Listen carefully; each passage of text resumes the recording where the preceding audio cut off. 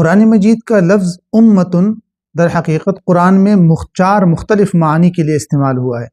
پہلا معنی ہے وقت، مدت، جس طرح حضرت یوسف علیہ السلام کے قصے کے اندر آتا ہے، سورہ یوسف ہی کے اندر ہے کہ وقال الذی نجا منہما وادکر بعد امت، کہ ان دو قیدیوں میں سے جس نے رہائی پائی تھی اس کو ایک لمبے عرصے کے بعد یاد آیا۔ تو یہاں پر لفظ امت وقت اور عرصے کے لیے استعمال ہوا ہے۔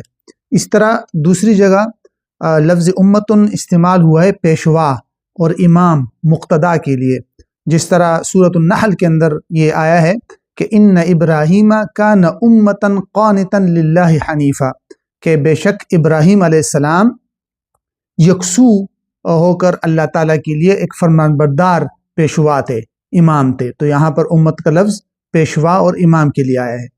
تیسرا معنی لفظ امت کا ہے گروہ، یعنی لوگوں کی ایک جماعت، جو حضرت موسیٰ علیہ السلام کے اس قصے میں آتا ہے سورۃ القصص میں، کہ جس میں وہ اللہ تعالیٰ فرماتے ہیں کہ وَلَمَّا وَرَدَ مَاءَ مَدْيَنَ وَجَدَ عَلَيْهِ أُمَّةً مِّنَ النَّاسِ يَسْقُونَ، کہ جب وہ مدین کے پانی پر آئے تو انہوں نے وہاں لوگوں کی ایک جماعت کو دیکھا کہ جو پانی پلا رہے ہیں اپنے جانوروں کو۔ تو یہاں پر لفظ امت لوگوں کی ایک جماعت کے لیے استعمال ہوا ہے۔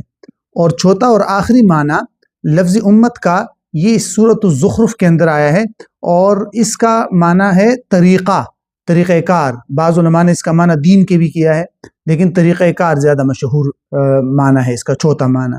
تو سورۃ الزخرف کے اندر ہے کہ اللہ تعالیٰ فرماتے ہیں بل قالوا انا وجدنا آباءنا علی امت وانا علی آثارہم مہتدون، کہ بلکہ ان لوگوں کا یہ کہنا ہے کہ ہم نے اپنے باپ داداؤں کو ایک خاص طریقے پر پایا ہے اور ہم ان کے نقش قدم کے مطابق ٹھیک راستے پہ جا رہے ہیں۔